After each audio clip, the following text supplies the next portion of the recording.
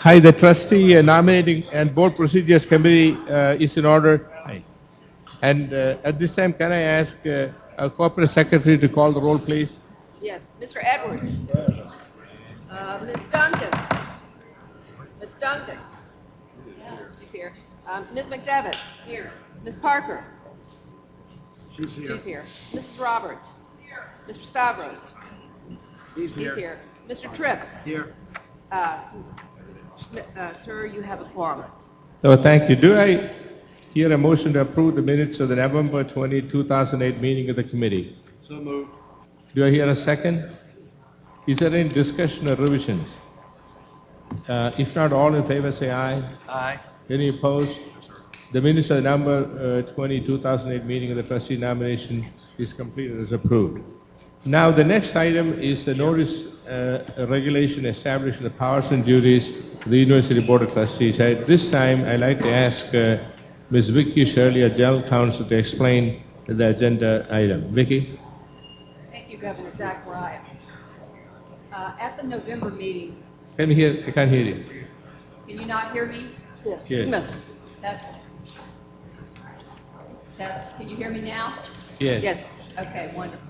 At the November Board of Governors meeting, I was instructed to work with University Council to determine if additional language needed to be added to paragraph 7A of the Board of Trustees Powers and Duties Regulation, which relates to the improvement of real property, to address the circumstance where there is a material change in the scope of a capital improvement project, which would require the university to seek additional state funds. After talking with University Council and Tim Jones, our CFO, and Chris Kinsley, our facilities director, it was determined that the board already had adequate procedures in place which require universities to obtain board approval if they're seeking additional state funds to cover the cost of a change in scope of a capital improvement project or for operation and maintenance. Therefore, the recommendation coming forth from the working group was to leave paragraph 7A as was at your last meeting. Okay, thank you. Is there any changes from the... Yes, Governor Zachariah. The only other proposed revision to the regulation relates to paragraphs 5C and D, which relate to the requirement for a presidential candidate to appear before the board at the meeting where ratification of the candidate will be considered.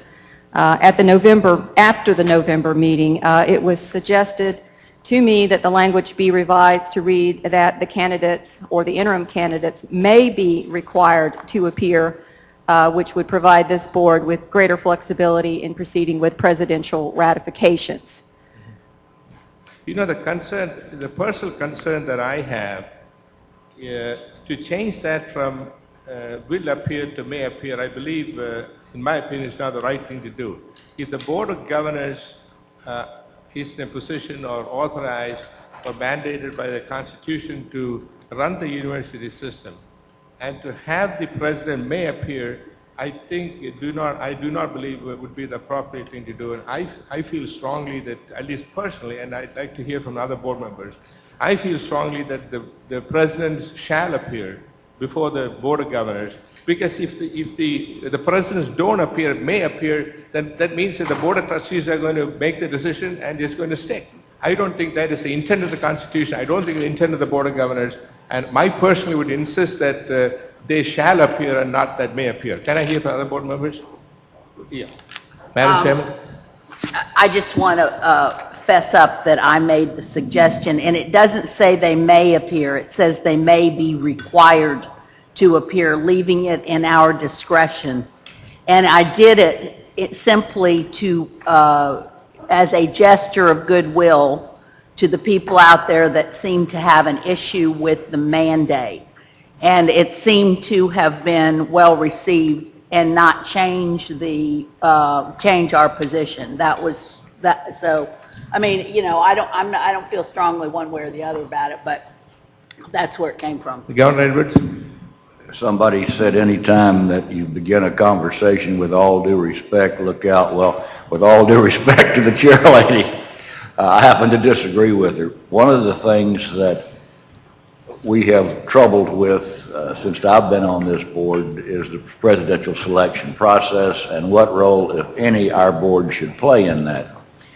I think that the majority of our board has now pretty much agreed that we should leave that actual process in the hands of the local boards of trustees. But at the same time, in exchange for that, we have to have some way to make certain that the new presidents are aware of our rules, regulations, and appear before us to discuss these openly.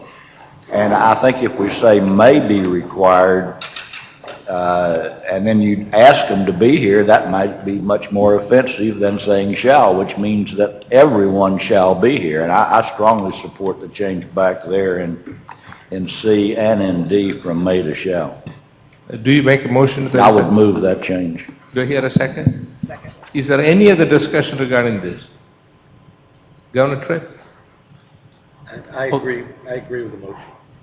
Okay, we have motion on the floor, seconded to make the change from may to shall. All in favor say aye. Aye. Any opposed? Carries. At this time, do I hear a motion to approve noticing this draft regulations? Do I hear a motion for the entire? Second? Any discussion? Hearing none, all in favor say aye. Any opposed? The motion carries.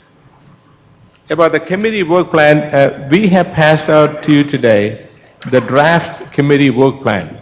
I will briefly walk through the highlights of the documents. We will not be voting on this work plan today. It's important to note that at the outset that we have 22 Board of Governors appointees at 11 universities whose terms expire on January 6, 2010. Additionally, there are 22 governor appointees whose terms also expire on January 6, 2010. So we have a very large and important job ahead of us in this committee. You will notice on page 1 of the work plan, at the first order of business is to review the process that have been in place for previous appointments. There have been some suggestions made that may have some revisions that would improve upon the process. I plan to schedule a workshop on Wednesday afternoon, March 25th, the day before the BOG meeting begin our review. Then we'll have a recommendation in place for the consideration and approval by the Board of Governors in the May conference call meeting. On page 2, you'll see that we begin recruitment of interested parties on June 1, 2009 under the current process. And the current process timeline continues throughout the draft work plan. We are to propose revisions to the process and timeline. Our work plan will have to be similarly adjusted. As it stands now, the applications would be in our office by the beginning of August and the background checks would begin. On page 4, you will note that the trustee nominating committee would discuss qualifications and decide whether to conduct interviews during September, October, and into mid-November. Moving to page 6, you'll find that the board procedures portion of our committee's work outlined, beginning with the University Board of Trustees Powers and Duties Regulations, which we have already into deeply and should bring to conclusion by February. The last item in our work plan is an ad hoc board procedures and governance issues. Staff will put together some ideas gathered from our other state higher education boards. We will examine what we think would be the best practice for the Board of Governors. We are not in a position to approve this plan today, since we need first engage ourselves in reviewing the nomination and selection process, including timelines. Once we have accomplished that, we will refine the work plan and approve it as a committee.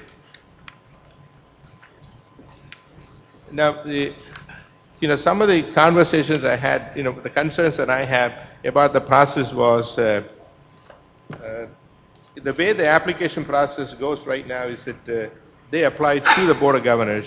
They also ask the Board of Trustees, the presidents and the Board of Trustees of each university to make some recommendation. I think they give 5 names, I believe. Isn't it 5 names? Yeah, 4 or 5 names. During our process, we should determine what is right. Probably this is the right thing to do, but I have no strong feelings about that. When a private citizen applies to be on the Board of Trustees, he or she, we have an idea whether they should apply through the Board of Trustees, whether they come within the recommendation of the Board of Trustees, or do they just straight apply to the Board of Governors, even though the applications do go to the Board of Governors. The only concern I have, may not be a big concern, is that let's say the Board of Trustees of a university recommends 5 names, and there are 5 other people who just didn't, for some unknown reason, was not in the list of those 5. At the end of the day, who do we select? Do we select only people from the 5, or do we select the people from both lists? And then somewhere along the line, people are going to check and see whether we nominated more people from the list recommended by the Board of Trustees and the presidents, or did we get more people from the, people who didn't go through the respective universities. So these are just some questions that I have. And for example, if the Board of Governors selected most of the people from the names not recommended by the presidents and the Board of Trustees of the university, they're going to say we are wasting our time. Why should we send names? Because you're sending names and you're not selecting any one of them. For example, I had one of the presidents of the university call me up and says, look, I'm going to send a name, but you got to give me assurance that he or she will be put on the Board of Trustees. I said, look, I can't tell you anything like that. So I know the chairman of the Board of Trustees and the presidents are in a precarious situation, and I know there are instances where you cannot find good people to be on the Board of Trustees. These are issues I'd like to get some input at the next workshop in March. Yeah, Governor Edwards? Yeah, I think, Mr. Chairman, that's a legitimate concern. Historically, we just started this process last year. This is the first round of going through that. The thought process behind that was to pay some respect to the trustees and the president to allow them to do so.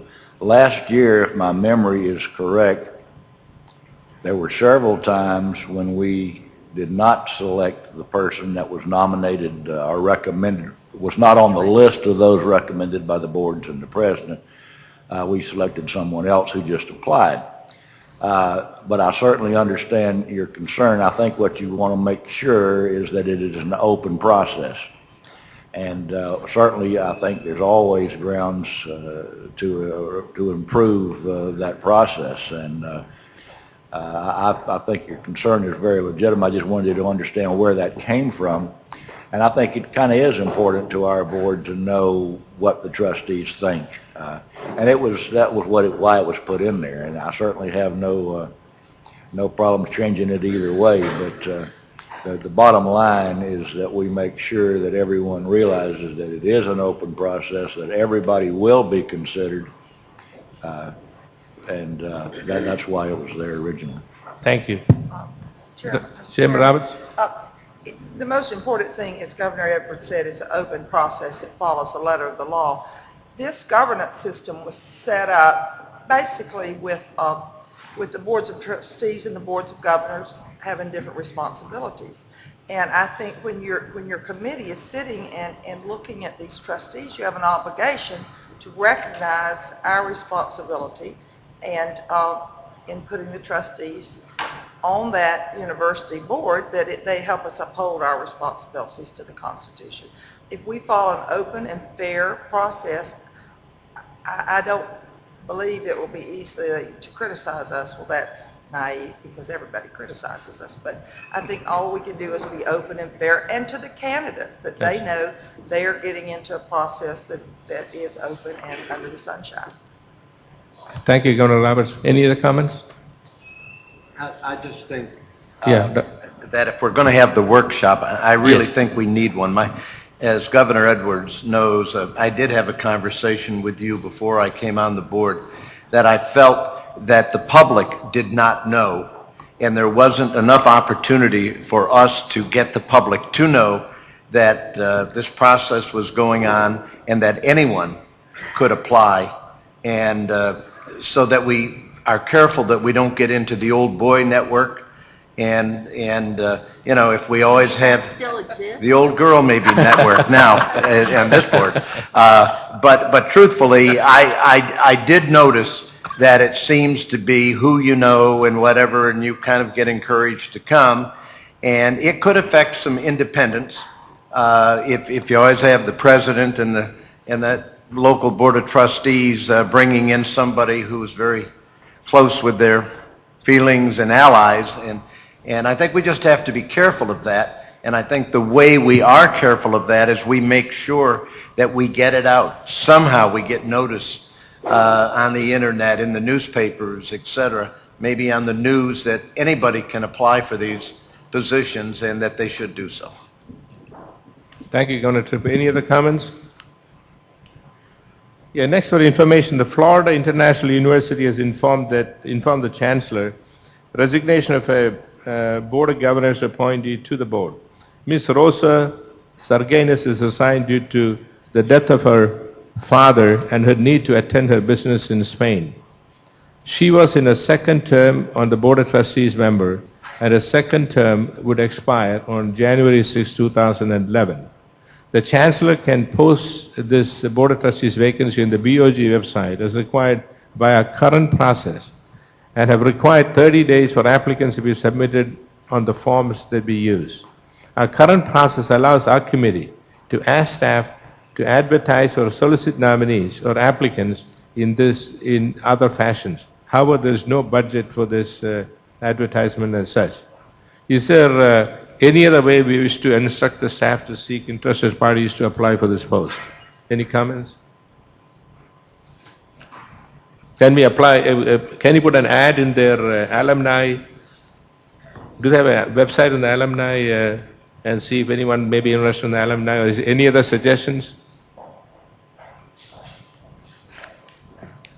Mikey? Anyway, in wrapping up this meeting, as you see, this committee has some very important work in front this year, and we'll be recommending more than 22 new Board of Trustee members. The work will serve to shape the state university system for several years to come. I'm looking forward to working with you with this committee. If there's no other business, do I hear a motion to adjourn? So moved. Second. Hearing no objection, all in favor say aye. Any opposed? And the meeting is adjourned. Do I get an A for stopping the meeting earlier on time? Let's take a break for 1 second until we Okay. reorganize for the next one. Good job, Zach.